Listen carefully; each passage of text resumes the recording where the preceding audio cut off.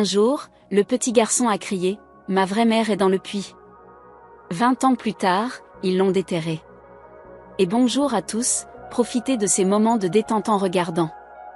Madame Clara rangeait le salon pendant que Monsieur Vincent était assis, lisant le journal, ses lunettes à monture noire solidement perchées sur son nez. Le petit Marcus, âgé de seulement 4 ans, jouait seul sur le tapis, tenant une voiture en bois faite maison, murmurant « Je veux ma vraie maman. Ma vraie maman est dans le puits ». Clara s'est arrêtée, tournant la tête pour le regarder. « Qu'est-ce que tu viens de dire, Marcus ?» Le garçon n'a pas répondu immédiatement. Ses yeux fixaient la fenêtre, comme attirés par le vide à l'extérieur. « Tu as dit que ta vraie maman est dans le puits », a répété Marcus plus clairement cette fois. « Je me souviens maintenant. Elle portait une robe bleue. Elle est tombée. » Vincent a éclaté de rire. Les enfants inventent toujours des histoires absurdes. Vincent, ne dis pas ça devant lui, a froncé les sourcils Clara. Il est encore petit. S'il voit quelque chose d'étrange, nous devrions y prêter attention. Voir quoi? N'en fais pas toute une histoire. Il a probablement entendu une histoire de fantôme quelque part et la répète. Marcus s'est levé, regardant directement Clara. Maman, je me souviens que les cheveux de ma vraie maman étaient plus longs que les tiens. Elle me serrait dans ses bras et chantait, mais toi, tu n'as pas de chanson. Clara s'est figée. Elle n'avait jamais appris une seule chanson à Marcus. Depuis qu'il l'avait adopté dans un orphelinat du comté de Fairview 20 ans plus tôt, elle avait fait de son mieux pour le traiter comme son propre fils. Elle a dégluti péniblement. Marcus, tu es un bon garçon. Ne dis pas de bêtises, d'accord ? A-t-elle dit doucement. Vivre avec maman Clara et papa Vincent, c'est suffisant. Je veux juste ma vraie maman. Celle qui est dans le puits, a murmuré Marcus à nouveau. Le lendemain, Clara a abordé le sujet avec Lucie, sa voisine et amie de longue date. Elle prenait le thé sous une vieille vigne, le gazouillis des moineaux emplissant l'air. Il a dit cette phrase 3 fois maintenant, a baissé la voix Clara. Il répète que sa vraie maman est dans un puits. Je commence à avoir peur. Lucie a claqué la langue. Je t'avais dit, les enfants des orphelinats, beaucoup ne sont pas tout à fait normaux. Grandir sans rien, être témoin de je ne sais quoi. J'étais bénévole là-bas. Une petite fille prétendait même qu'un fantôme lui avait volé ses chaussures. Mais ses yeux, Lucie, a secoué la tête Clara. Parfois, quand je regarde dans ses yeux, j'ai l'impression qu'il n'est pas un enfant. Ne sois pas superstitieuse. Peut-être a-t-il entendu quelqu'un parler du vieux puits derrière votre maison. Personne n'a mentionné le puits depuis que nous avons refait le jardin. Le vieux puits est presque complètement recouvert. Le garçon n'y est jamais allé seul. Lucie a froncé les sourcils. J'ai un mauvais pressentiment. Si j'étais toi, je l'emmènerais chez un psychologue, juste pour être tranquille. Cette nuit-là, Marcus était assis par terre, dessinant. Il a utilisé un crayon bleu pour colorier entièrement la robe d'une femme dans son dessin. Clara est entrée, observant un moment. « Qui est-ce, mon chéri ?» « Ma vraie maman, » a répondu Marcus sans lever les yeux. « Pourquoi porte-t-elle du bleu ?»« Parce que c'est ce qu'elle portait quand elle est tombée dans le puits. » J'étais là. J'ai pleuré, mais personne n'a entendu. « Marcus, tu as vu ça arriver ?» Le garçon a hoché la tête. Clara a senti un frisson la parcourir. Elle a reculé d'un pas, les yeux fixés sur le dessin. Les traits étaient grossiers mais pleins d'émotion. Une femme tombant, les cheveux flottants, et un trou noir profond représentant le puits au centre de la page. Une semaine plus tard, chez Gavin, le petit-neveu de Vincent et membre du conseil municipal, Vincent buvait une bière avec lui. « Tu as entendu ce que Clara a dit à propos du garçon ?» a demandé Gavin, ouvrant sa deuxième canette. « Ouais, des bêtises sur le puits et sa vraie maman. Les gens en ville commencent à parler, disant « Pas étonnant que vous ayez fini avec un gamin comme ça. » Vincent a haussé les épaules. Le gosse a des problèmes. Et alors ? Il oubliera en grandissant. Tu es sûr ? Gavin s'est adossé à sa chaise, le regard perçant. Les enfants disent souvent des choses que les adultes ne veulent pas entendre, et parfois ils disent la vérité. Vincent s'est tourné pour regarder Gavin, une lueur de prudence dans les yeux. Qu'est-ce que ça veut dire? Gavin a souri. Rien. Juste curieux. Oh, à propos, ce vieux puits derrière votre maison, il est toujours là, non? Ne remue pas de vieilles histoires, a dit Vincent entre ses dents. Gavin a hoché la tête lentement, puis a changé de sujet. Un matin, Clara a emmené Marcus se promener sur la place du village. Une vieille vendeuse de spectacles s'est penchée pour murmurer à une femme à côté d'elle, « C'est le garçon, celui qui parle aux morts. » L'autre femme a claqué la langue. Clara est une idiote. Elle a pris un enfant que personne ne voulait. Elles ont ricané, ignorant que Clara se tenait derrière elle, entendant chaque mot. Elle a serré la main de Marcus plus fort. Marcus a levé les yeux. Maman, il ne me croit pas, Clara n'a rien dit. Mais je me souviens quand ma vraie maman pleurait. Je dormais. Puis je me suis réveillée. J'ai entendu un bruit. Je suis sortie dans la cour, mais je n'ai vu que papa Vincent sortir seul. Clara s'est figée. Comment te souviens-tu de ça? Je ne sais pas. C'est juste dans ma tête. Chaque nuit. Cette nuit-là, Clara a confronté Vincent. Sais-tu ce que le garçon a dit? Il a dit qu'il t'a vu dans la cour, seul, la nuit où sa vraie mère a disparu. Vincent a ri. Tu vas croire ce petit morveux plutôt que moi? Je ne sais plus. Mais plus il parle, plus je sens que quelque chose ne va pas. Tu as dit qu'il était orphelin, qu'un ami te l'avait amené. Mais je n'ai jamais rencontré cet ami. Et ses papiers d'adoption, ils sont si vagues. Vincent a fracassé son verre par terre. Clara, ne t'avise pas d'aller là-dedans. Marcus se tenait près de la porte, écoutant tout. Il n'a pas pleuré. Il les a juste observés, le regard froid. Une autre nuit, Clara s'est réveillée d'un cauchemar. Elle a vu Marcus debout près de la fenêtre, regardant la cour arrière. Marcus, il s'est retourné et a murmuré, « Maman pleure. » Je l'entends dans le puits. Non, mon chéri. C'est juste un rêve. Ce n'en est pas un. Je le vois. Papa Vincent tenant une pelle. Maman l'a supplié, mais il l'a poussée. Elle est tombée. J'ai crié, mais personne n'a entendu. Personne. Clara a serré sa poitrine. Une sueur froide coulait dans son dos.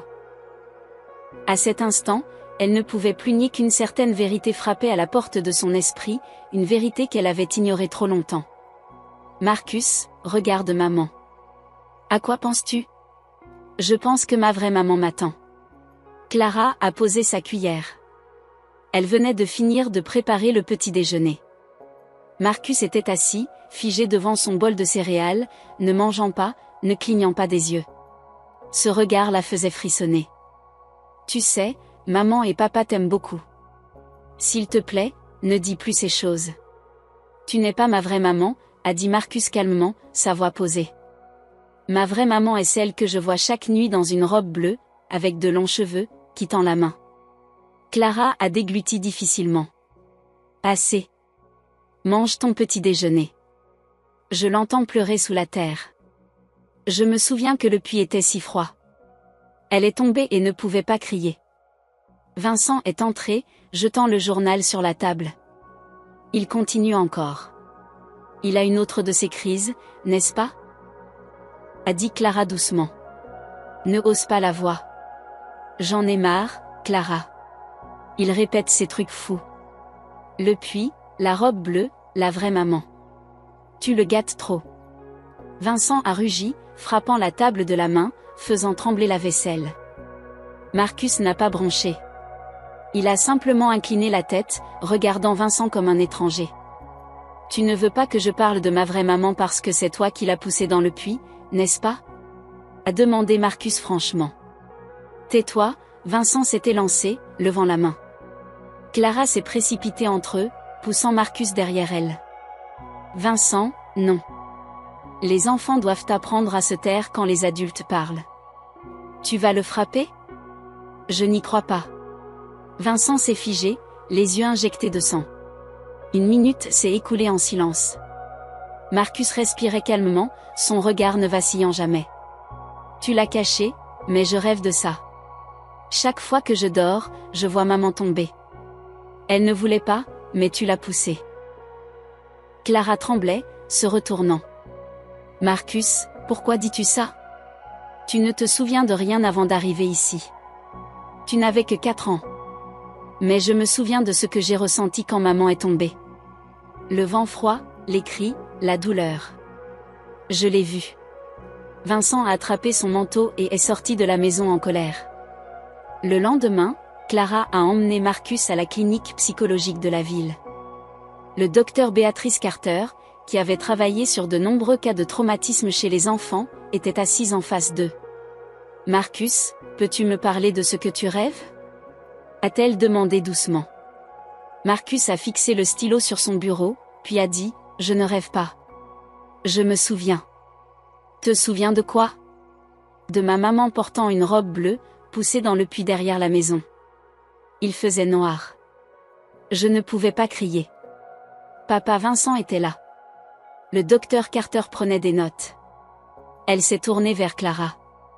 Madame Clara, cela arrive-t-il souvent? Presque chaque semaine, a répondu Clara doucement. Parfois, il erre même dans le jardin la nuit, parlant tout seul. Béatrice s'est tournée vers Marcus. Tu vois ta vraie maman souvent? Oui. Chaque fois que je suis triste. Elle me fait signe, mais ses mains sont couvertes de boue. La vois-tu dans ta tête ou avec tes yeux? Je ne sais pas. C'est comme une voix qui murmure à mon oreille, douce comme le vent. Après la séance, Béatrice a demandé à Clara de rester. Vous devez vous préparer. Ce n'est pas un symptôme normal. L'enfant semble avoir des souvenirs fragmentés et une profonde conviction que sa mère biologique a été assassinée.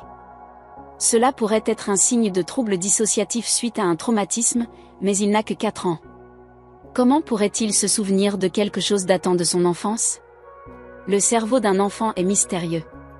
Certains souvenirs sensoriels persistent même si nous ne les comprenons pas.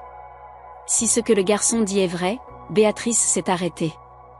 Clara a demandé, pensez-vous qu'il a été témoin d'un crime? Je ne peux pas encore conclure, mais ses yeux sont différents, comme s'il n'était plus un enfant. Sur le chemin du retour, Marcus est resté silencieux tout le trajet. Clara l'a regardé à travers le rétroviseur. Marcus, es-tu fâché contre maman? Non, mais je sais que tu as peur de moi. Clara ne savait pas comment répondre. Quelques jours plus tard, Lucie est revenue. Elle a apporté des tranches de gâteau. Marcus jouait dans sa chambre. Les 2 femmes étaient assises dans la cuisine. Sais-tu comment il me regarde? A murmuré Clara, comme si je lui devais une réponse. Lucie a posé sa tasse de thé. As-tu parlé à Vincent? Non, mais je commence à douter. Le puits, nous l'avons scellé la première année après notre emménagement. Je n'y ai plus jamais pensé. Lucie a froncé les sourcils. Clara, tu dois être prudente. Si le garçon a raison, penses-tu que Vincent aurait pu faire quelque chose comme ça? Lucie est restée silencieuse. Cette nuit-là, Marcus a fait un autre rêve. Trempé de sueur, il s'est réveillé en sursaut et a allumé la lumière. Maman, pas de réponse. Mais au loin, il a entendu un faible gémissement. Le vent passait par la fenêtre. Marcus s'est levé, est sorti sur le balcon et a regardé le jardin. L'endroit où se trouvait le vieux puits était envahi par l'herbe, mais quelque chose bougeait. « Vraie maman » a-t-il murmuré. Le lendemain matin, il a dessiné une nouvelle image. Une femme à moitié enfouie dans le sol, tendant toujours la main. Clara a vu le dessin et a pâli. Marcus ne fréquentait plus la maternelle.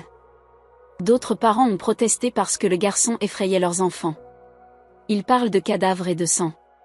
Il regarde mon enfant avec des yeux vides. L'école a suggéré qu'il soit temporairement scolarisé à domicile. Un jour, le chef du quartier, Monsieur Frank Nolan, est venu frapper à la porte. « Madame Clara, je ne veux pas de mal. Mais dernièrement, les gens d'ici ont peur. » Peur de quoi? Du puits. Du garçon. Certains disent l'avoir entendu murmurer seul à minuit, puis ont trouvé de petites empreintes autour du puits le matin. Personne n'ose plus aller dans la cour. Monsieur Nolan, s'il vous plaît, n'exagérez pas. Nous voulons juste la sécurité. Vous devriez emmener le garçon ailleurs. Ne le laissez pas affecter tout le quartier. Clara a fermé la porte et s'est retournée. Marcus était sur les escaliers, écoutant tout en silence. Cette nuit-là, Vincent buvait seul. Clara est venue et lui a tendu une feuille de papier. C'est une copie du dossier d'adoption de Marcus. J'ai demandé à Béatrice d'aider à le trouver. Il y a quelque chose qui cloche. Vincent y a jeté un coup d'œil, puis a jeté le papier sur la table. Je ne sais pas ce que tu essaies de prouver. Le nom de l'intermédiaire est Miguel Estaban. Je suis allé à l'adresse indiquée, mais l'endroit a été démoli en 2008, ce qui signifie que le dossier est faux. Et alors ? Marcus n'est pas juste un orphelin anonyme. Je commence à penser qu'il est ton enfant biologique avec quelqu'un d'autre. Vincent s'est levé d'un bond. Assez. Clara a reculé. Il parle de la femme en robe bleue. De toi la poussant dans le puits. Vincent, tu sais ce qui s'est passé, n'est-ce pas ? Tais-toi. Marcus, à l'étage, pressait ses yeux contre l'entrebâillement de la porte, ses petits poings serrés. Le lendemain, Marcus a pris du papier et a écrit une petite note. Il l'a glissée dans sa poche et a quitté la maison. Sa destination, le bureau municipal. Gavin y travaillait. Oncle Gavin. Oh, Marcus, tu es venu seul. J'ai besoin de ton aide. Tu connais le puits derrière ma maison, n'est-ce pas ? Gavin a hoché la tête. Je pense qu'il y a un corps là-dedans. Ma vraie maman. Gavin s'est redressé. Qu'est-ce que tu dis ? Je ne plaisante pas. Je veux demander la permission de déterrer le puits. Mais j'ai besoin de ton aide. Gavin a pris la note que Marcus lui a tendue. Dessus, il y avait un dessin de la cour arrière avec un grand X rouge marquant l'emplacement du puits. En bas, en écriture brouillonne, il était écrit « Ma vraie maman est ici. Tu devras rester ici quelques jours, Marcus », a dit Clara, serrant fort la main du garçon. Les médecins s'occuperont de toi. Maman et papa viendront te chercher bientôt. Je n'aime pas cet endroit, a marmonné Marcus, regardant les murs blancs du centre pour enfants Saint-Vincent. Ce n'est pas grave, mon chéri. Tu te sentiras mieux bientôt. Un homme en blouse blanche s'est approché, s'agenouillant avec un sourire. Bonjour, Marcus. Je suis le docteur Edward. Je serai ton nouvel ami pour quelques semaines. Je n'ai pas besoin d'un nouvel ami. J'ai besoin de ma vraie maman. Clara a étouffé un soupir. Elle a échangé un regard avec le docteur Edward, puis a rapidement marché vers la porte principale. Alors que la porte en fer se refermait derrière elle, les mots « Ma vraie maman est dans le puits » résonnaient encore dans sa tête. Dans la salle de thérapie le lendemain matin, Edward était assis face à Marcus, ouvrant un carnet. « Tu vois la femme en robe bleue tous les jours. » Marcus a hoché la tête. « Peux-tu la décrire ? Elle a de longs cheveux noirs, des yeux très tristes. Elle me fait signe, mais sa bouche ne peut pas s'ouvrir. Je pense que c'est à cause de toute la boue qui la recouvre. » Edward a hoché la tête. « Quand tu dis qu'elle est dans le puits, que vois-tu ? » Je vois une faible lumière, de l'eau, mais surtout l'obscurité. Je vois ses cheveux flotter. Elle pleure, mais personne n'entend. Penses-tu que papa Vincent est impliqué ? Je ne pense pas. Je sais. Le 3e jour, Marcus a commencé à refuser de manger. Quand l'infirmière Andrea lui a apporté un plateau repas, il est resté assis, fixant la fenêtre. Marcus, tu dois manger quelque chose. Non. Chaque fois que je mange, j'entends les gémissements venant de sous le sol. Andrea a froncé les sourcils. Qu'est-ce que tu as dit ? Quelqu'un est coincé sous la terre. Ma vraie maman. Je l'entends m'appeler. Marcus. Marcus. Chaque nuit. Andrea est retournée au poste des infirmières. Le garçon continue à divaguer comme s'il était possédé. Un matin, le docteur Edward a emmené Marcus dans la salle d'observation. Dans la pièce se trouvait une poupée portant une robe bleue et une petite pierre noire. Marcus, laquelle te rappelle ta vraie maman? Sans hésiter, il a pointé la poupée. Ma maman portait une robe comme celle-là. Où l'as-tu vu porter ça? Quand elle a été poussée dans le puits. Edward a jeté un coup d'œil vers la fenêtre miroir où la psychologue en chef, le docteur Agnès Foster, observait. Le garçon réagit fortement aux images symboliques. Je pense que nous devrions augmenter son citalopram à 5 mg, a dit le docteur Foster dans l'interphone. Au cours de la 2e semaine, Marcus a commencé à avoir de légères crises la nuit. Une infirmière l'a trouvé allongé sur le sol, grattant la terre. Froid. La terre est froide. La terre recouvre maman. Je ne peux pas respirer. Ils l'ont doucement sédaté. Marcus est tombé dans un sommeil profond pendant 6 heures. Quand il s'est réveillé, il a fixé le plafond.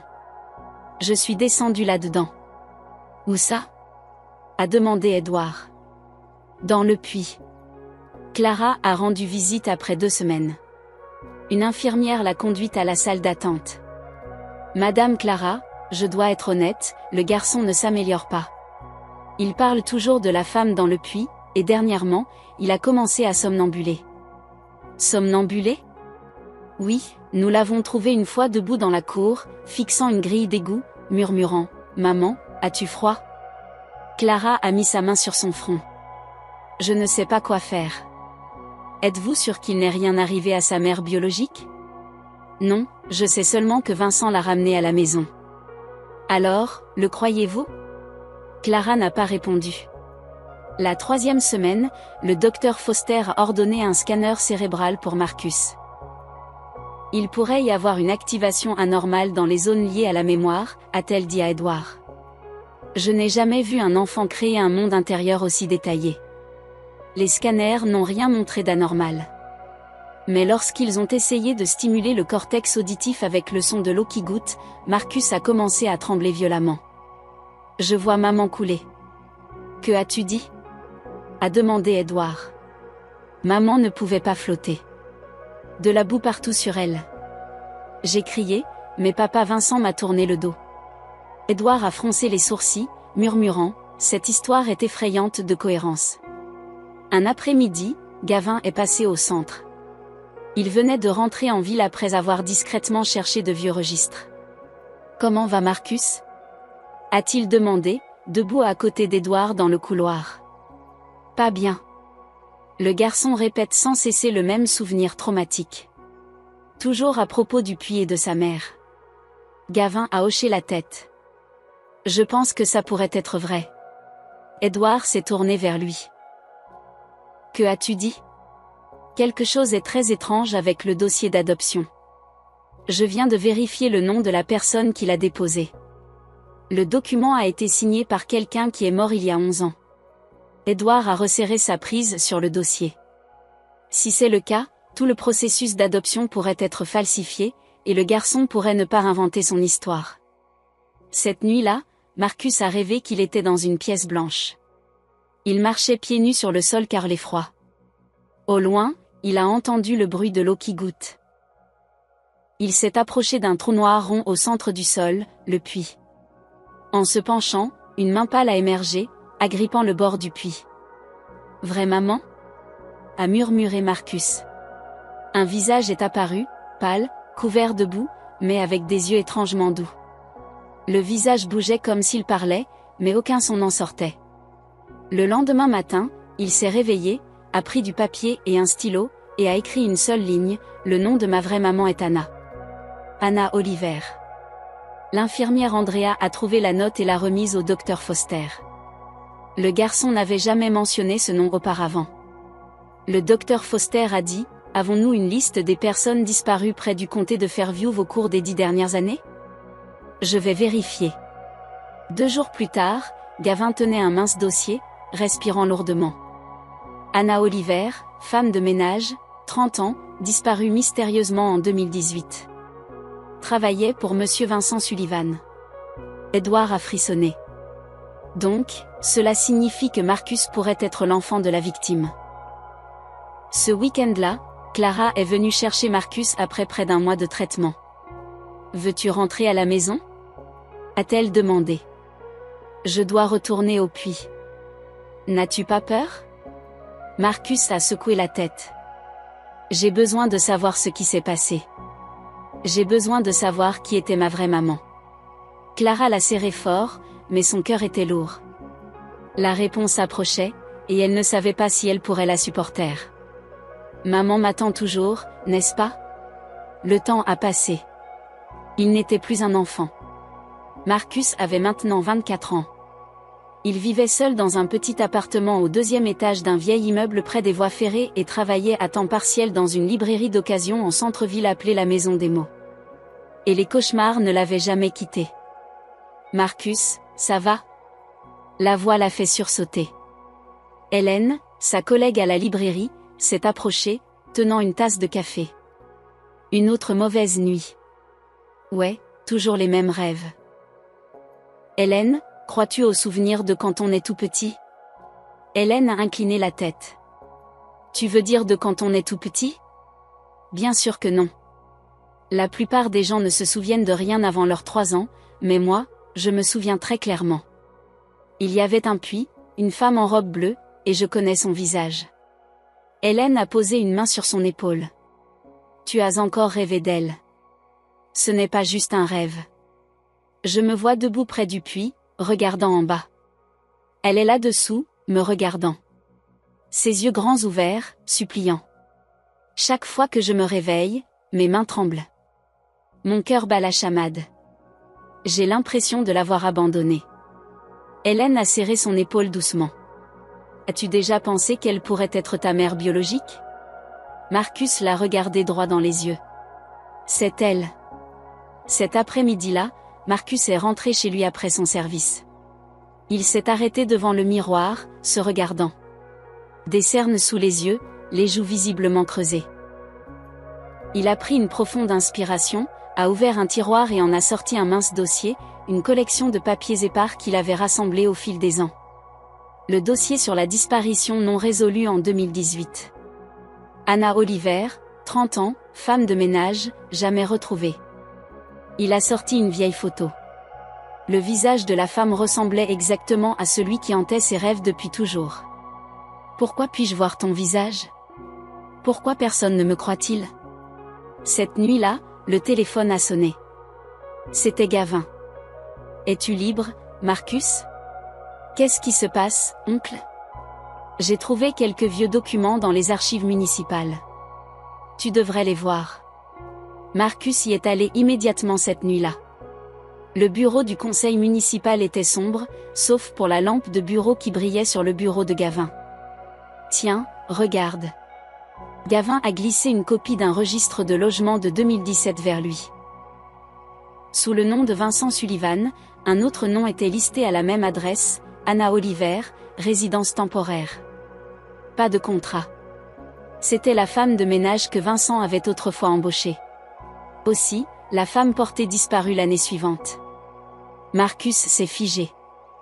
Elle vivait dans ma maison et personne à l'extérieur de votre famille ne le savait. Gavin s'est adossé à sa chaise et a continué. Encore une chose, Marcus. Ton nom n'apparaît dans aucun registre de naissance des hôpitaux autour du comté de Fairview pour 2018 à 2019. C'est comme si tu n'avais jamais existé dans le système. Tu penses que je suis le fils d'Anna. Je ne peux pas en être sûr, mais si tu le es, sa disparition pourrait être liée à toi. Quelques jours plus tard, Marcus est retourné à la vieille maison. La maison de Vincent s'était beaucoup détériorée, mais il y vivait toujours. Clara était retournée à la campagne 2 ans plus tôt pour s'occuper de sa mère âgée. Marcus a sonné à la porte.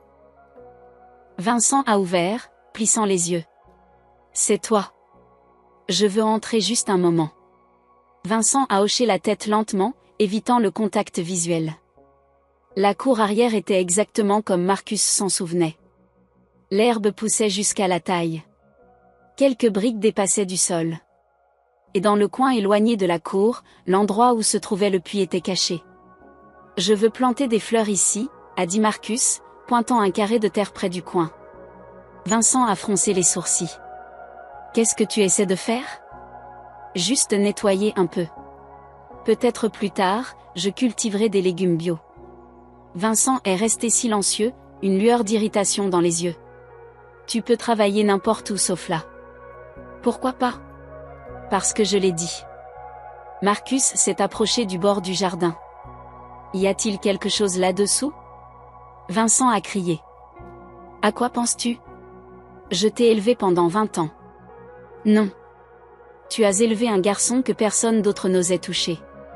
Un garçon qui connaît la vérité. Tais-toi avant que je... Vincent s'est arrêté. Les yeux de Marcus ne portaient plus la peur d'un enfant. Ils étaient froids, déterminés, et pleins de rage silencieuse. Je demanderai la permission d'excaver cette zone. Je veux savoir qui était ma vraie mère. Même si je dois creuser jusqu'au fond. Vincent n'a rien dit. Il s'est retourné et a claqué la porte. Hélène est venue voir Marcus le lendemain soir. Il était assis devant l'ordinateur, esquissant une carte de la cour arrière. Penses-tu qu'il est coupable? Je crois qu'il l'est. Il n'y a personne d'autre avec assez de motifs pour enterrer ma mère sous cette cour. Hélène s'est assise à côté de lui. Si c'est vrai, penses-tu être prêt à y faire face? Marcus a regardé par la fenêtre. J'ai vécu toute ma vie sous un mensonge. Je ne veux plus continuer comme ça. Peu importe à quel point la vérité est horrible, au moins c'est la vérité. Hélène lui a pris la main. Alors, je viendrai avec toi. Le lendemain matin, Marcus est allé au bureau des terres pour demander un permis d'excavation de la cour arrière. Là, il a rencontré Martha Simons, une agente foncière à l'air sévère. Vous aurez besoin d'une raison valable pour demander une excavation, surtout que cette zone avait autrefois un vieux puits. Par la loi, vous avez besoin d'un formulaire d'assurance géologique. Pouvez-vous m'aider? À une condition, dites-moi la vraie raison. Marcus est resté silencieux, puis a tendu une copie du certificat de décès d'Anna Oliver et les documents trouvés par Gavin. Martha les a lus, son expression s'assombrissant. Ce n'est plus une affaire privée. C'est potentiellement une enquête criminelle. Cet après-midi-là, Vincent a reçu une notification officielle du conseil municipal pour sceller temporairement la cour arrière à des fins d'enquête. Il a jeté le papier par terre, le visage rouge de colère. Le vent du soir soufflait à travers l'herbe haute, et profondément sous la terre, quelque chose semblait attendre de remonter. « Es-tu absolument sûr ?» a demandé Gavin à nouveau alors qu'il se garait devant la vieille maison de Vincent. « Je suis sûr. » Marcus a hoché la tête, les yeux fixés sur la cour arrière. « Si je ne fais pas ça maintenant, je pourrais passer le reste de ma vie perdue dans un rêve sans issue. » Gavin est resté silencieux un moment, puis a soupiré. « Je viens d'obtenir un permis temporaire. Valable 3 jours. Mais après ça, s'il n'y a pas de preuves concrètes, la ville sera forcée d'arrêter. » 3 jours suffisent, a répondu Marcus fermement. J'ai juste besoin d'atteindre le fond du puits. Cette nuit-là, Vincent était assis, buvant seul dans le salon, la faible lumière projetant son ombre allongée sur le mur. La télévision était allumée, jouant doucement, mais il n'y prêtait pas attention. La porte s'est ouverte. Marcus est entré. Vincent a levé les yeux. « Que fais-tu ici ? J'ai officiellement demandé à réaménager la cour arrière. Je vais creuser. » Tu es fou. Peut-être que les médias commencent à appeler. Ils sentent le sang. Tu penses que je vais te laisser tout détruire? Tu caches ça depuis 20 ans, n'est-ce pas? Marcus l'a fixé sans cligner des yeux. À l'époque, tu pensais que je ne me souviendrais pas, mais je l'ai fait. Ou du moins, je l'ai ressenti. L'odeur de la boue, les cris, et puis le silence après la poussée. Vincent s'est levé d'un bond, serrant son verre de whisky. Sors. Je vais creuser. Même si tu te tiens devant moi, je creuserai. Vincent a jeté le verre par terre. Il s'est brisé bruyamment. Marcus n'a même pas bronché. Il s'est simplement retourné et est parti. Le lendemain matin à 7 heures, un petit camion transportant une excavatrice s'est arrêté à la grille. Gavin est sorti en premier, suivi d'un homme grand et barbu nommé Benjamin Perry, un opérateur d'excavatrice professionnelle que Gavin avait engagé en privé à Redwood. Où est le puits? A demandé Benjamin, baissant sa casquette. Marcus a pointé un carré d'herbe haute près du coin de la cour. Là-bas. C'était un puits. Il est enfoui maintenant. Benjamin a ri légèrement. J'ai vu des gens combler des étangs pour oublier de vieilles histoires, mais la terre n'oublie jamais. Il a démarré l'excavatrice. Le rugissement du moteur a déchiré l'air calme du matin. Des voisins curieux se sont rassemblés le long de la clôture, murmurant entre eux. C'est le gamin qui racontait des bêtises? Ouais, c'est Marcus. Il a l'air sérieux maintenant. Tu te souviens de l'histoire du puits? Bien sûr, qui ne s'en souvient pas? Mais j'ai toujours pensé que c'était inventé. Marcus les a tous entendus. Mais il ne s'est pas retourné. Le creusement continuait rythmiquement. La première couche de terre a révélé des pierres fissurées grossières. À midi, quand Benjamin avait creusé près de 2 mètres, la machine s'est arrêtée. Il y a quelque chose ici, a-t-il crié. Gavin et Marcus ont couru. Sous la terre fraîchement excavée se trouvait un cercle de vieilles briques, l'ouverture d'un puits grossièrement scellé avec du ciment. Benjamin a frappé fort dessus, puis a dit, « Ce travail de béton est amateur. Probablement juste coulé pour le recouvrir et enfoui par-dessus. » « Brise-le, a dit Marcus, la voix rauque. Benjamin a utilisé un marteau-piqueur pour casser le béton. Après presque une demi-heure, un grand trou est apparu. Une vague d'air humide et malodorant a jailli du puits. Mon Dieu, a couvert son nez Gavin. Ça pue. Marcus a reculé d'un pas. Puis il s'est rapproché, se penchant pour regarder en bas. C'est si sombre, a-t-il murmuré, comme dans les rêves. Gavin a allumé une lampe de poche et l'a dirigée vers le bas. Le faisceau vacillant a capté quelque chose de rond et humide, comme des os. Appelle la police, a crié Gavin. Benjamin a immédiatement couru au camion pour appeler. Marcus est resté là, les yeux fixés sur l'obscurité en dessous. Je pense que je vois des cheveux. Marcus, recule. Gavin l'a tiré en arrière. C'est une scène de crime maintenant. Non, j'ai besoin de la voir une dernière fois. Tu ne sais même pas si c'est ta mère, Marcus. Attends les experts. Je n'en ai pas besoin. Je sais. J'ai vu ce visage pendant 20 ans. Dans les rêves, dans les larmes, dans le silence le plus terrifiant. Un vent froid a soufflé, portant l'odeur putride jusqu'au fond de leur gorge. Les voisins ont commencé à reculer, beaucoup se couvrant le nez, toussant. La police est arrivée environ 25 minutes plus tard. 3 voitures de patrouille ont bloqué l'entrée. Une bande jaune a délimité la cour. Une femme officier s'est approchée et a hoché la tête à Gavin. Je suis le lieutenant Carmen Walker, unité des enquêtes criminelles. Qui a fait la découverte? Moi, a répondu Marcus d'une voix basse. J'ai grandi ici. J'ai des raisons de croire que ma mère biologique a été assassinée et son corps caché là-dedans. Carmen a froncé les sourcils. Avez-vous des preuves pour cette affirmation? La mémoire. L'instinct. Plus de 20 ans de tourments. Et une femme nommée Anna Oliver qui a disparu sans laisser de traces de cette maison même. Carmen a étudié Marcus pendant quelques secondes, puis s'est tournée vers l'équipe médico-légale qui descendait une longue caméra dans le puits. L'écran a immédiatement montré une image floue. Mon Dieu, a murmuré un technicien. Carmen s'est penchée pour regarder. Ce sont des os humains. Sans aucun doute. Gavin a expiré bruyamment. Donc, il avait raison. Marcus n'a rien dit. Il est resté là en silence, les poings serrés, les yeux rouges. 2 heures plus tard, une partie d'un corps a été extraite avec une poulie. Les techniciens médico-légaux l'ont délicatement placée sur une bâche blanche. Avec elle, il y avait un morceau de vêtement déchiré, mais quelques taches de tissu bleu étaient encore visibles. Marcus s'est effondré à genoux. C'est elle, cette couleur. Carmen s'est avancée.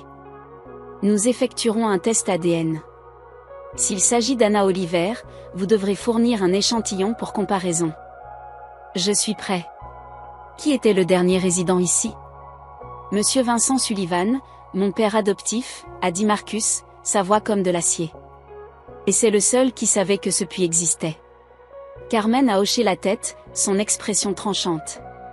Alors que la nuit tombait, Marcus n'était toujours pas parti. Il se tenait près du bord du puits, maintenant étroitement délimité. Le vent soufflait froid, l'odeur de la terre humide persistant.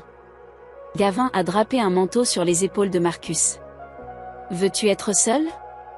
Marcus a secoué la tête. « Non, je veux rester pour lui faire savoir que je ne fuis plus.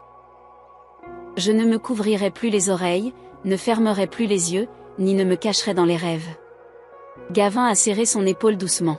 « Alors, tu n'es plus un enfant. » Marcus a levé les yeux vers le ciel. On me traitait de fou, de délirant, de hanté. Mais le vrai fou est celui qui a essayé d'enterrer une personne vivante comme si elle n'avait jamais existé. Le vent a hurlé à nouveau. Au loin, des chiens aboyaient. Et pendant un instant fugace dans la nuit, le visage de la femme en robe bleue semblait apparaître, non pas dans la douleur, mais en paix. Êtes-vous un parent de la victime ? Une femme en blouse blanche, les cheveux attachés en chignon, et un regard sévère s'est approché. Son badge indiquait « Dr Martins, examinatrice médico-légale ». Marcus a hoché la tête, sa voix basse. « Je suis son fils. Je le crois. » Lucie a hoché la tête légèrement, puis a fait signe à Marcus et Gavin de s'asseoir sur un banc à l'extérieur de la salle médico-légale. Ils attendaient les résultats de la comparaison ADN, la confirmation finale que les restes du puits appartenaient à Anna Oliver, la femme qui avait hanté Marcus toute sa vie. « Connaissez-vous votre groupe sanguin ?» a demandé Lucie, jetant un coup d'œil au dossier. « Oh, j'ai fait un test sanguin quand j'étais enfant. »« Alors, ce sera rapide, » a-t-elle dit doucement. « Nous avons déjà extrait des échantillons des dents et des cheveux préservés de la victime. Cela prendra juste quelques heures de plus pour faire correspondre. » Marcus a serré les poings. La sueur perlait sur son front malgré la climatisation glaciale. Gavin était assis à côté de lui, posant une main doucement sur son épaule. « Peu importe ce que disent les résultats, tu es celui qui a cherché la vérité. Personne ne peut enlever ça. » Devant la maison de Vincent, l'équipe d'enquête criminelle a commencé à installer des barricades. Le lieutenant Carmen Walker a frappé à la porte avec un mandat en main. « Monsieur Vincent Sullivan, police. » Pas de réponse. Carmen a fait un signe à ses coéquipiers. Ils ont forcé la serrure et poussé la porte. La maison était sombre, les rideaux tirés. Une odeur de moisissure et d'alcool emplissait l'air. Carmen a prudemment traversé le salon et s'est arrêtée près de la cuisine. « Par ici » a appelé un officier. Vincent était affalé sur une chaise, la tête penchée sur la table. Sur la table, il y avait une bouteille de liqueur presque vide, une cigarette à moitié brûlée, et un morceau de papier froissé griffonné d'une écriture désordonnée. « Je ne l'ai pas tué. J'ai juste fait ce qui devait être fait. Je l'ai élevé. J'en avais le droit. » Carmen a serré les dents. « Emmenez-le au poste. Faites un test sanguin et une évaluation de santé mentale. À partir de maintenant, Vincent Sullivan est en état d'arrestation pour meurtre. » À l'unité médico-légale, le docteur Martins est sorti, tenant un dossier. « Voulez-vous entendre les résultats maintenant ?» a-t-elle demandé à Marcus, son expression s'adoucissant légèrement. « Oui, s'il vous plaît. » Le squelette du puits est celui d'une femme, estimée entre 29 et 31 ans, cause du décès, un traumatisme contondant au crâne entraînant une hémorragie interne. Temps estimé du décès il y a environ 19 à 20 ans. L'ADN des restes correspond au vôtre avec une certitude de 99,996%. En bref, Martins a fait une pause, puis a dit fermement, « Elle est votre mère biologique. Anna Oliver. » Un silence lourd a enveloppé le couloir. Marcus a agrippé la rambarde métallique à proximité. Tout son corps s'est vidé de sa force. Il a halté pour respirer et s'est effondré, mais il n'a pas pleuré. Hélène, qui venait d'arriver, s'est précipitée pour le rattraper. « Je vais bien » a-t-il murmuré d'une voix rauque. « J'ai juste enfin vu ma mère. » Lucie a posé une main sur son épaule. Elle serait très fière. Son fils ne l'a pas oublié. Donc, c'est confirmé, a demandé Gavin à Carmen alors qu'ils étaient assis dans la voiture. Oui. Nous avons maintenant des preuves médico-légales complètes. Le reste est de faire avouer Vincent Sullivan. Pensez-vous qu'il le fera? Pas sûr. Les hommes comme lui se considèrent souvent comme des victimes ou comme quelqu'un qui s'est sacrifié pour la famille. Gavin a froncé les sourcils. Je soupçonne qu'il n'a pas tué Anna par pure haine. Peut-être par peur du scandale, peur de perdre le contrôle, ou les deux. Ou peut-être à cause de l'enfant. Marcus a été autorisé à voir les restes de sa mère dans une pièce privée. Le corps avait été entièrement reconstitué, recouvert d'un drap blanc. À la tête du lit se trouvait un vieux manteau bleu décoloré taché de boue. Marcus s'est avancé, sa main tremblante alors qu'il soulevait doucement le bord du drap, regardant les coutures usées. Je voyais ce manteau dans mes rêves, a-t-il murmuré, presque en parlant à lui-même. Chaque nuit quand j'étais grondé, battu, quand je pleurais, tu étais toujours là. Hélène se tenait à côté de lui, tenant sa main. Tu l'as appelée 1000 fois. Maintenant, elle peut t'entendre. Une légère brise s'est glissée par une fissure dans la porte, faisant flotter le rideau. À cet instant, Marcus a levé les yeux, ses yeux n'étaient plus vides comme avant. Carmen était assise en face de Vincent dans la salle d'interrogatoire. Le vieil homme semblait épuisé, les cheveux en désordre, le menton couvert de barbe. Monsieur Vincent, vous étiez présent sur les lieux quand Anna Oliver a disparu. Vous étiez la seule personne vivant dans cette maison à l'époque, et son corps a été retrouvé dans le puits derrière votre maison. Vincent est resté silencieux. Saviez-vous que Marcus était son enfant biologique? Je le savais, a-t-il répondu d'une voix rauque. Alors, pourquoi ne l'avez-vous pas signalé? Pourquoi n'y avait-il pas de certificat de naissance légal? Vincent a pris une profonde inspiration. Parce qu'il était une erreur. Vous avez eu des relations avec la femme de ménage. Quand elle est tombée enceinte et a menacé de tout révéler, qu'avez-vous fait? Elle voulait détruire ma famille. Vous l'avez tuée. Vincent n'a pas répondu. Ses yeux se sont tournés vers le plafond comme s'il parlait à quelqu'un d'invisible. Je lui ai donné un nom, un foyer. Mieux que de le laisser mourir dans la rue. Carmen a plissé les yeux. Mais vous avez pris sa mère. Un nom et un toit ne lavent pas le sang de vos mains. Vincent a ricané. Tout le monde est coupable de quelque chose, même vous. Clara est revenue de la campagne quand elle a entendu la nouvelle. Elle est venue à l'hôpital, trouvant Marcus dans un long couloir vide. Tu n'es pas en colère contre moi, n'est-ce pas? A-t-elle demandé, les yeux remplis de larmes. Marcus l'a regardé, son regard s'adoucissant. Tu sais, quand j'étais petit, je pensais que tu avais juste peur de moi. Maintenant, je comprends. Tu avais peur de la vérité. C'est vrai, a hoché la tête Clara. Je savais que quelque chose n'allait pas, mais j'étais trop faible pour y faire face. Maintenant, il n'y a plus rien à cacher. Clara l'a serré fort. Je suis désolée, et je suis fière de toi pour avoir été courageux. Marcus est retourné à la vieille maison une dernière fois avant que la police ne la scelle complètement. Le jardin où le puits avait été déterré était maintenant clôturé avec des barrières en acier. Il se tenait là, tenant un bouquet de chrysanthèmes blancs. Gavin est arrivé un moment plus tard, se tenant silencieusement à côté de lui. À l'époque, on m'appelait le garçon du puits. Maintenant, je veux juste qu'il sache que je suis le fils d'Anna Oliver. Gavin a tapoté son épaule et celui qui a sorti la vérité de la boue. Marcus a placé le bouquet au bord du puits. Maman, je suis arrivé trop tard. Mais je suis venu. Une seule larme a roulé sur sa joue. Mais cette fois, il n'y avait pas de colère, seulement une paix calme et tardive. Nous avons maintenant assez de preuves pour inculper Monsieur Vincent Sullivan pour meurtre prémédité, dissimulation de corps et falsification de documents d'adoption, a annoncé le lieutenant Carmen Walker devant des dizaines de journalistes lors d'une conférence de presse d'urgence au quartier général de la police municipale.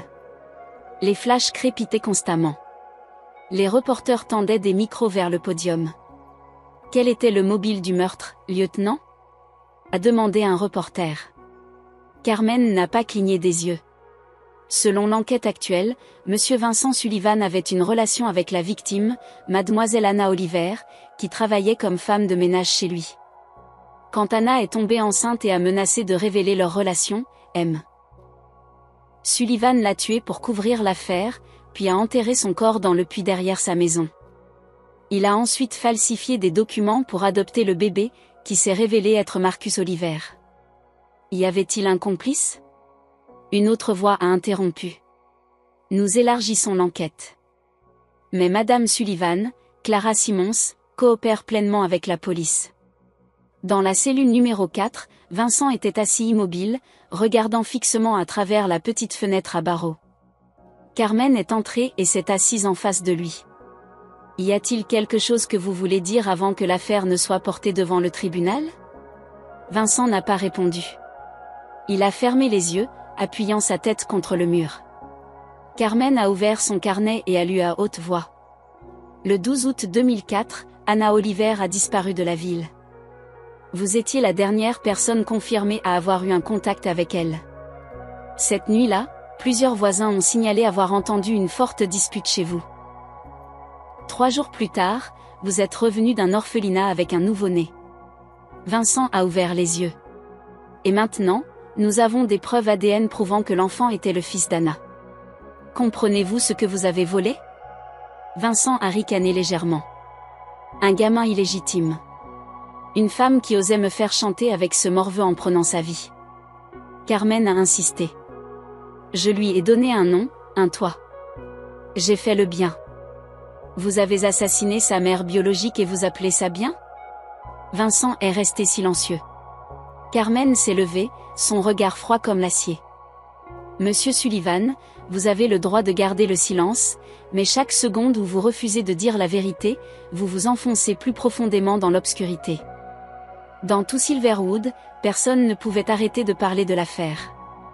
Des boulangeries aux stations-service, des écoles au café, les noms de Vincent Sullivan et Marcus Oliver étaient sur toutes les lèvres. Je pensais que ce garçon était fou, a murmuré Katharina Simmons, propriétaire d'une boulangerie, à un client. Il s'avère qu'il avait raison. Il a tout vu quand il n'était qu'un petit enfant. Étage-M, Vincent, mon Dieu, je respectais cet homme. Un autre a secoué la tête. Il était au conseil municipal pendant 10 ans. Maintenant, c'est clair. Le effrayant n'était pas le garçon qui racontait des bêtises. C'était l'adulte qui savait couvrir le sang. Dans son petit appartement, Marcus était assis avec Gavin et Hélène. Sur la table se trouvaient les dossiers de l'affaire et un certificat de décès officiel. Anna Oliver, décédée le 12 août 2004. Cause, homicide. Comment te sens-tu ? A demandé Gavin. Marcus a fixé le nom de sa mère sur le papier. Soulagé, mais aussi vide. Hélène a serré sa main. Ta mère a retrouvé son nom. Et tu as ta vérité. Je pensais que j'avais tort, brisé, indésirable. Maintenant, je réalise que j'étais le seul à ne pas l'avoir oublié. Gavin a hoché la tête. Tu es le dernier témoin et le seul assez courageux fort parler. Marcus a regardé Gavin. Sans toi, j'aurais peut-être enfoui mes rêves pour toujours. Non, a dit Gavin, tu l'aurais trouvé quoi qu'il arrive. Ce puits n'était pas assez profond pour enterrer un amour comme celui-là.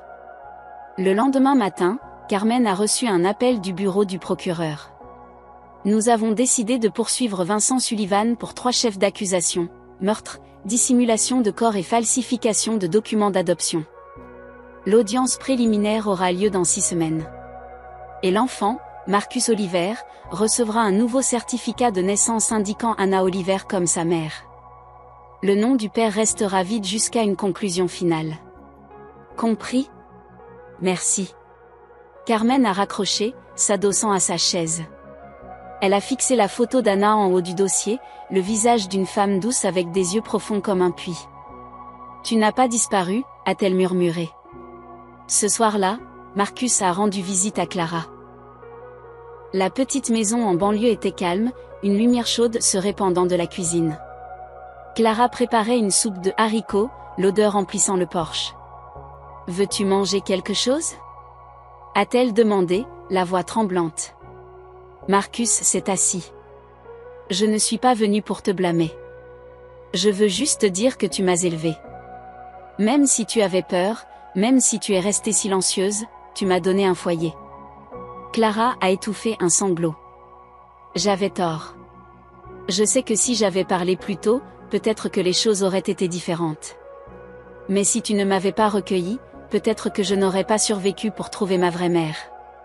Clara a fondu en larmes, serrant Marcus fort. Peux-tu me pardonner?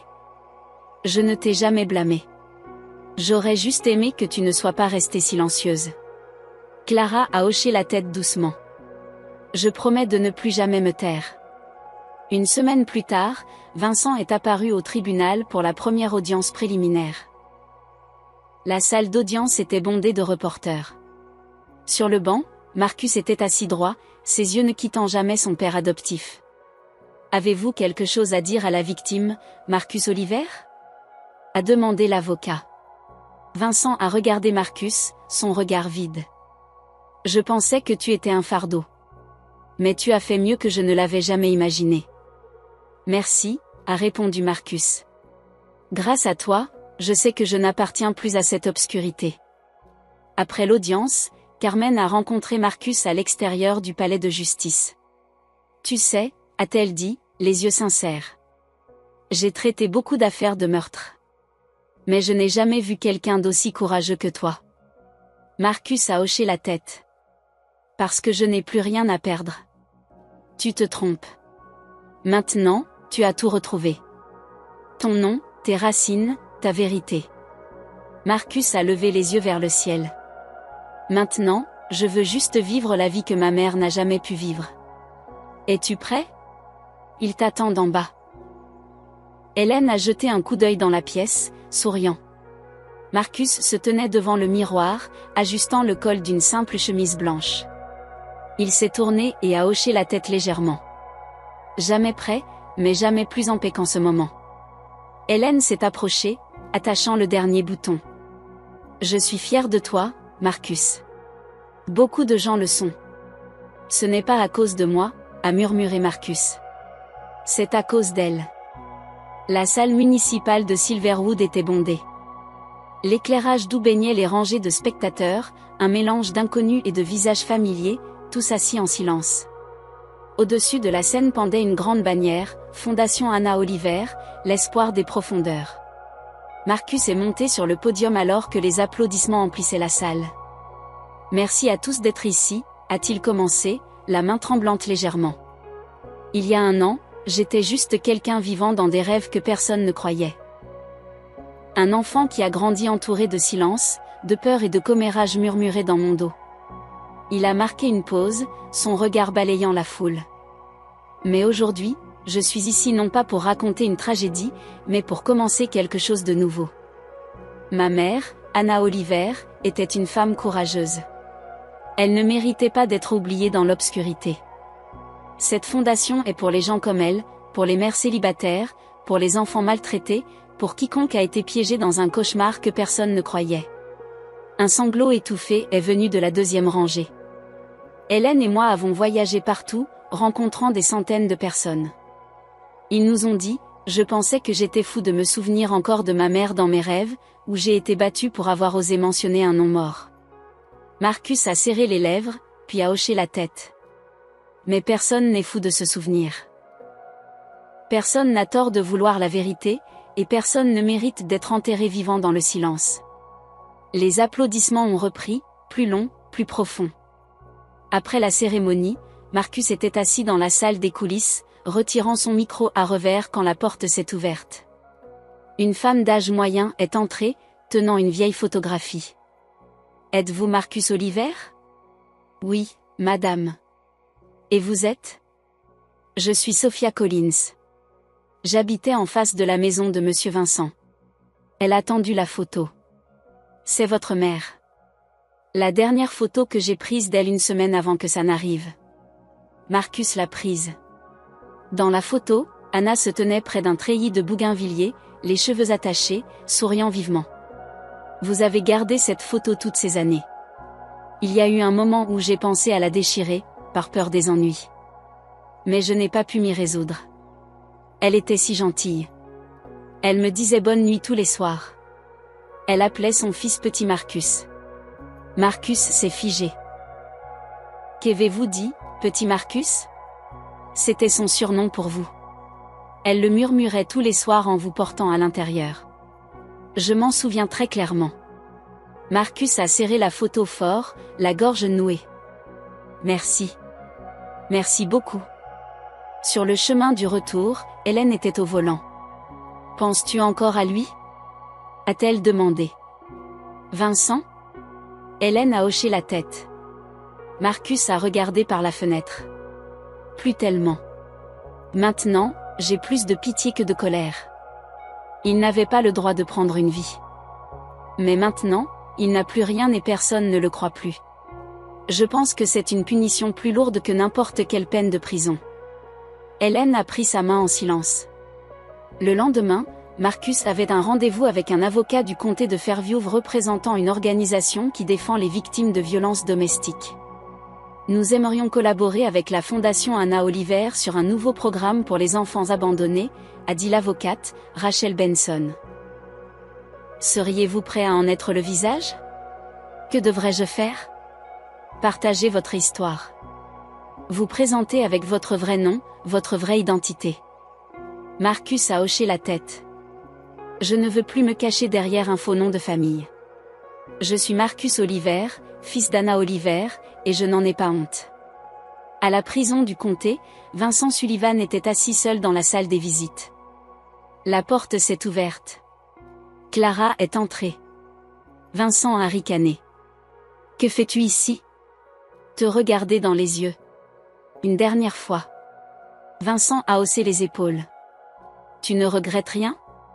A demandé Clara. Je regrette de ne pas avoir tout nettoyé plus tôt. Vincent a ricané. Si ce garçon n'avait pas déterré le puits. C'est ton fils. Non, c'est une ombre que j'ai élevée pour compenser une erreur. Clara s'est levée, et il est la lumière tandis que tu n'es que l'ombre. Quelques mois plus tard, Marcus se tenait sur une petite place à Boston, participant à une campagne appelée Préserver la voix, restaurer l'identité. Derrière lui se trouvait une bannière imprimée avec des centaines de visages de femmes disparues. Il tenait le micro. Je m'appelle Marcus Oliver. J'étais autrefois vu comme un enfant délirant, un garçon fou, une histoire qu'il valait mieux oublier. Mais je suis la preuve vivante que la vérité trouve toujours un moyen de remonter, même si elle est enfouie profondément sous terre. Une petite fille d'environ 10 ans se tenait près de sa mère et s'est avancée vers lui. Monsieur Marcus, a-t-elle dit timidement. Êtes-vous celui qui a retrouvé sa maman? Marcus s'est agenouillé. Oui, ma mère était autrefois au fond d'un puits profond. Mais maintenant, elle est ici, a-t-il dit, posant une main sur son cœur, et là dehors où les gens ne se détournent plus. La petite fille a souri. Ma maman me manque aussi. Où est ta maman? Je ne sais pas, mais maintenant, je crois que je la trouverai. Après l'événement, Marcus a reçu des centaines de lettres. L'une venait d'un homme nommé Dominique Nolan vivant à Richmond. Vous ne me connaissez pas, mais je vous ai vu à la télévision. J'ai autrefois caché que ma mère avait été battue à mort par son mari.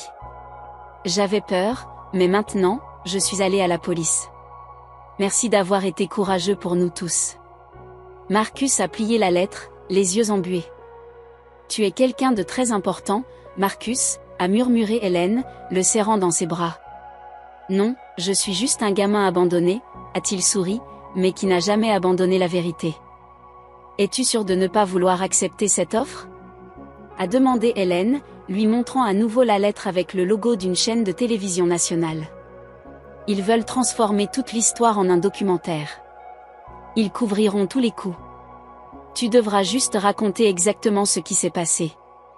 Marcus est resté silencieux, faisant tourner la tasse de thé dans sa main. J'ai peur de me souvenir de choses. Je préférerais oublier. Mais tu as aussi dit un jour. La vérité ne devrait pas être enfouie. Marcus a souri. Et maintenant, je suis sur le point de la mettre en lumière. Hélène a souri en retour. Au moins, ce film n'aura pas besoin de scénario. Ta vie l'a déjà écrit. 2 mois plus tard, l'équipe de production est arrivée à Silverwood.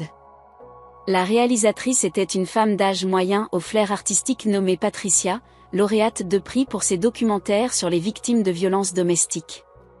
Je ne veux pas enjoliver cette histoire, a-t-elle dit franchement lors de sa première rencontre avec Marcus.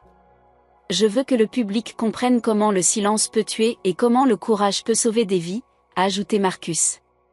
Patricia a hoché la tête. Pour la scène d'ouverture, je veux filmer juste là. Le puits, le vieux terrain qui appartenait autrefois à Vincent était maintenant propriété de la ville. Sur l'emplacement où le puits avait été comblé, un petit jardin était en cours de restauration, planté de chrysanthèmes blancs et de bougainvilliers, les fleurs préférées d'Anna. Un mémorial en granit gris portait l'inscription « Anna Oliver 1974 à 2004 ». Une mère qui n'a jamais abandonné son enfant. Marcus se tenait silencieusement devant la pierre. Béatrice et l'équipe de tournage sont restés silencieux, laissant les sons du vent, des oiseaux et de la voix de Marcus remplir le micro. « Je t'ai trouvé, maman. » Hélène a doucement serré sa main derrière lui. « Et je vivrai la vie que tu n'as jamais pu vivre, » a-t-il dit doucement, se penchant pour poser un bouquet de chrysanthèmes blancs. Un après-midi, alors que le soleil s'adoucissait, Clara a visité le jardin mémorial. Elle portait une simple robe marron, tenant un panier de graines. « Hélène a dit que je pouvais planter quelques trucs ici, » a-t-elle dit. Marcus a hoché la tête. « Que veux-tu planter ? » Des chrysanthèmes violets. La couleur du pardon. Marcus a baissé les yeux sur le sol et a hoché la tête doucement. « Je t'ai déjà pardonné, mais je ne me suis pas pardonné moi-même. Alors commence par semer les graines. » Il a souri. Mère et fils se sont agenouillés côte à côte, retournant la terre et déposant des graines dedans comme des larmes douces tombant dans le passé. Quelques jours plus tard, Marcus a reçu une lettre du prisonnier Vincent Sullivan. Le papier était jauni, l'écriture griffonnée. « Je ne suis pas désolé parce que je n'ai jamais pensé que tu aurais dû exister. Mais si tu choisis de pardonner, alors je n'ai pas le droit de refuser. Tu as gagné. Tu es son fils et elle a gagné aussi. » Hélène a fini de lire et a froncé les sourcils. « Qu'en feras-tu ? » Marcus a déchiré la lettre en deux et l'a jetée dans la cheminée. « Je n'ai pas besoin d'excuses pour avancer.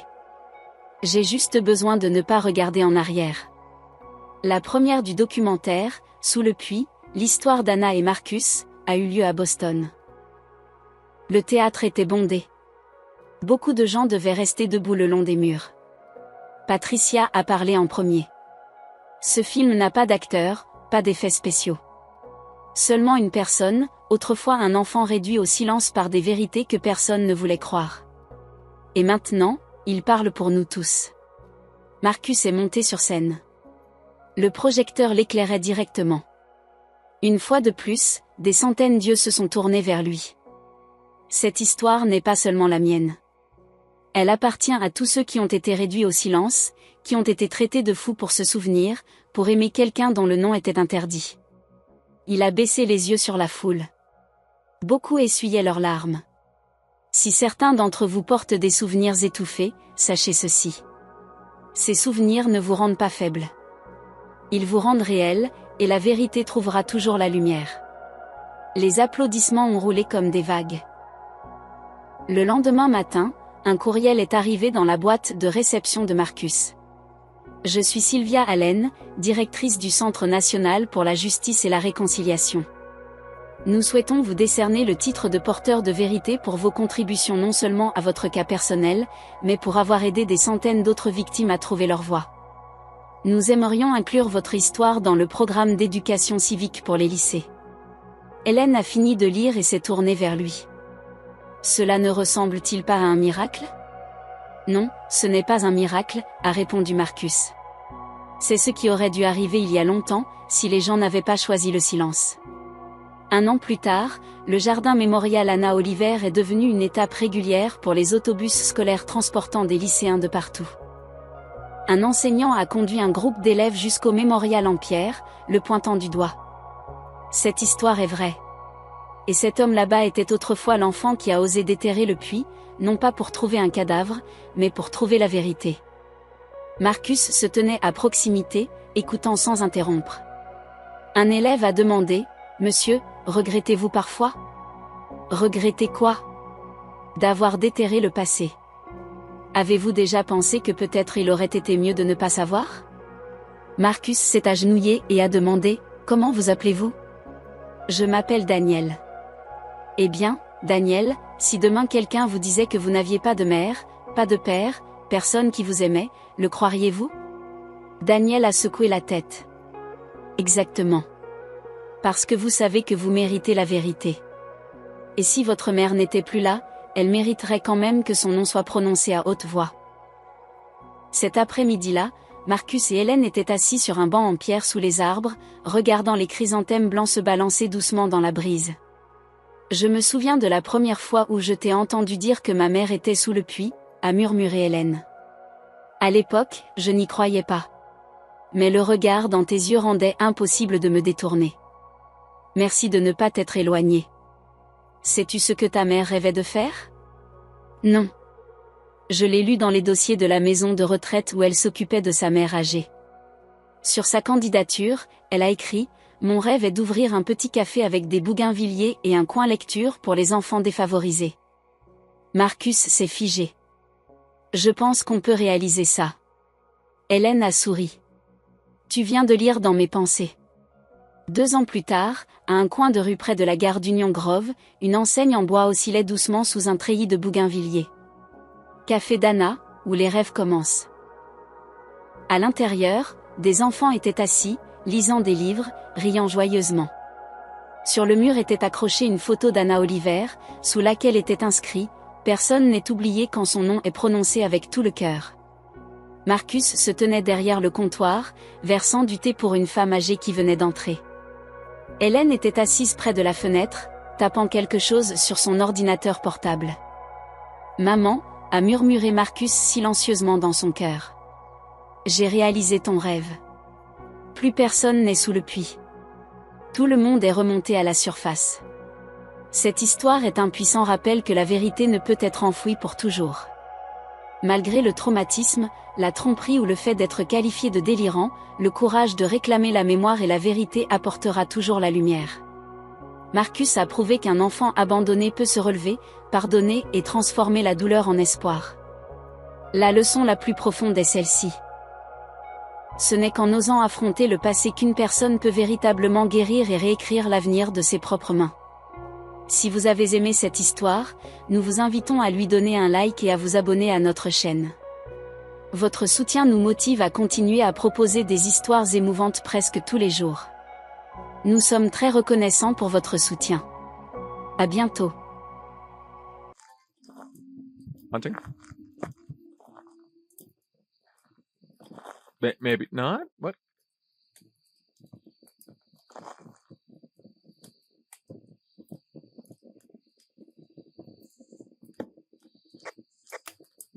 Yeah, it is a really weird song. It's catchy. Was that just an event? Yeah, it was. Fuck it.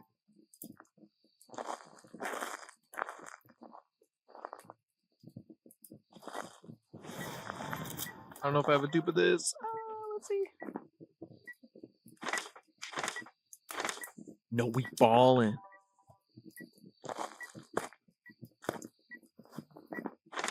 We got all the sounds too. Let's go.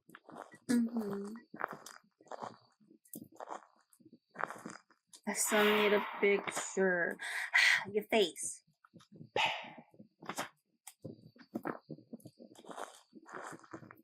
Oh, did it move? Nope, 39. Nom nom.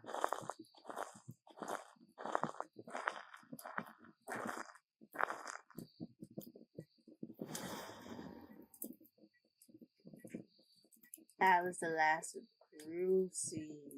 Is there an extra? Oh, there is.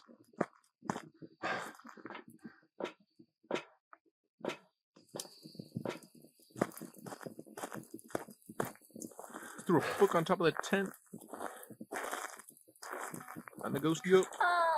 Oh, beep boop again. I don't have an EMF reading. Beep boop. You Ooh, it's hunting a lot now. Oh, I'm so stupid. I'm so stupid. I took a picture of the sound recorder thinking it was the EMF reader. Oh, you know, to be fair, that totally does look like an oomph. Yeah. Did we ever turn on breaker? No. No, okay.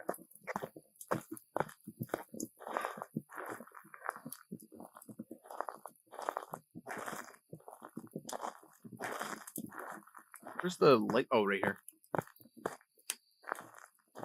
No, you're not dumb. The ghost is, though. I just stood there and accepted my fate. I was like, yeah, I'm done.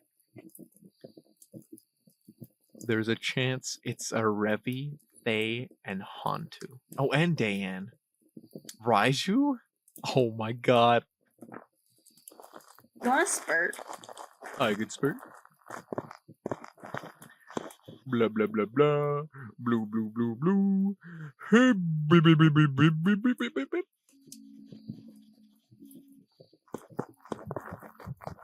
Oh, you are very fast. Ah!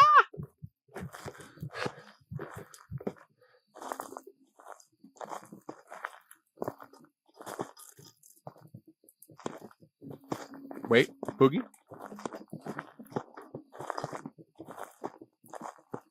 Does not pass the Boogie test. It is a Rev. I see.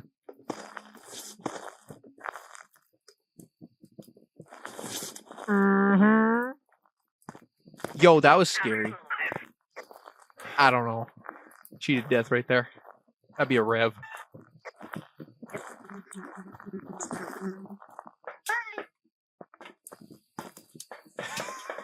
Oh, we better go. We better go. Press it, press it, press it. Why are you panicking? You're lagging like crazy. Oh. Yeah, we're gonna go.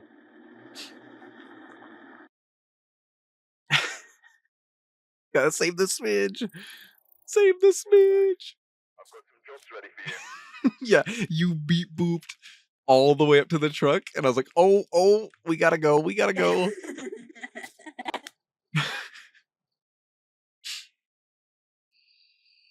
We've arrived.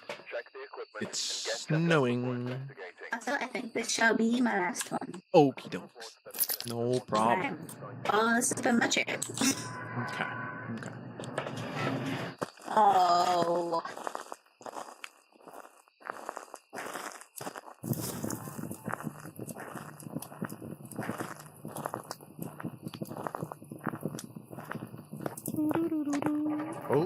Oh, what was that?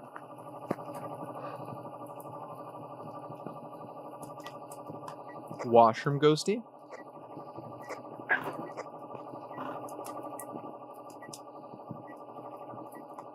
I think we have a winner. Oh. Not an Oni.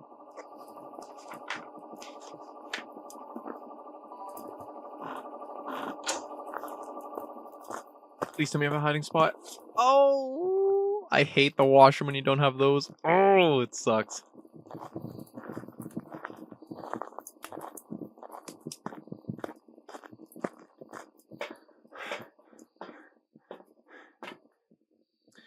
Sometimes I find the bone and I'm like, wow, that's crazy that I found it that fast.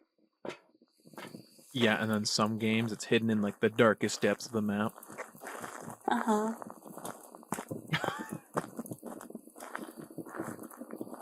Yeah, you sound super tired, dude. And then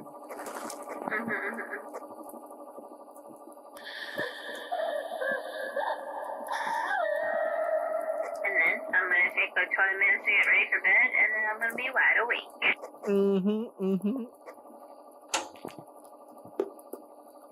I'm jealous of people that are like, yeah, I just have to brush my teeth and get in bed. Turned on the light. Make it sound so easy.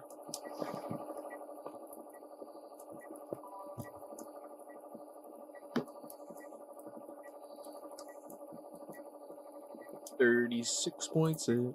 Okay. Wow. It literally ended right after I took a break. Ooh, he's trying to get you. Just have to try to go to bed. Yeah, Dad, it's called insomnia. Yeah. Yeah, no, I think I have It's with a little bit insomnia. of anxiety. Oh yeah.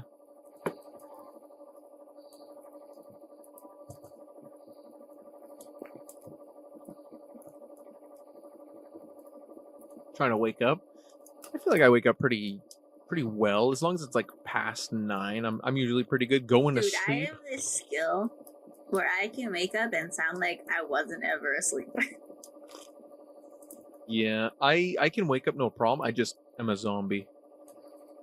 Like I am not coherent at all. But I'm not like grouchy or anything. I'm just. I'm always grouchy. True. I'd be grouchy. Not grouchy. Just dead all the time. Also, I turned off breaker. I couldn't deal with that sound anymore. Okay, gotcha. Firelight, boom, and yeah, should be good.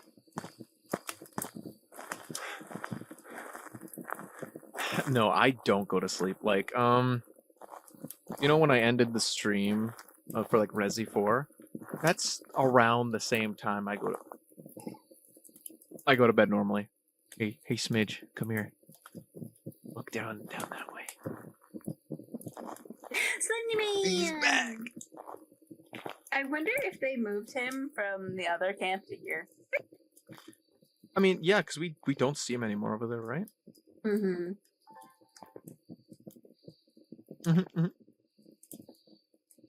Yeah, if I'm streaming until like 2 or 3, I'm not going to bed until either 5 or 7 a.m., which is really bad.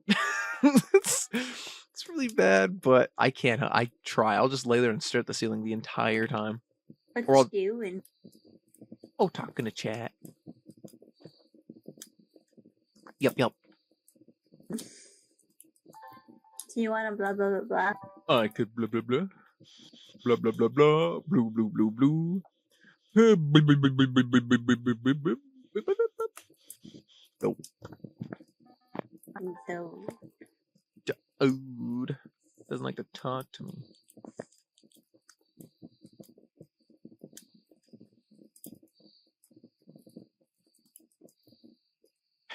Oh, he's We have no evidence, right? Suffering.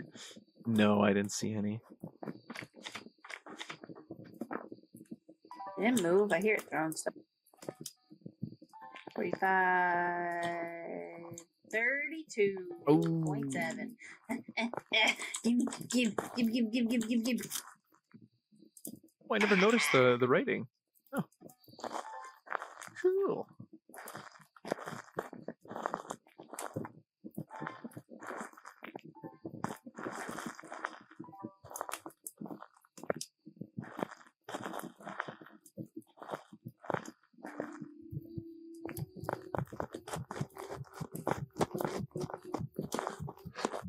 Oh, I'm so cooked.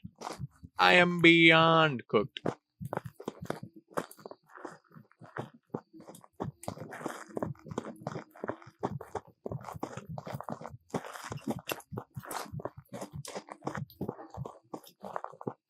Gave up on me. I was like, ain't not worth it. I'm out of here.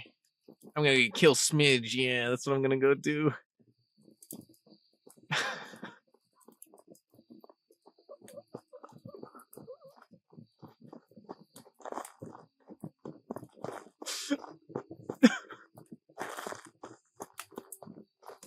I hate how accurate that was.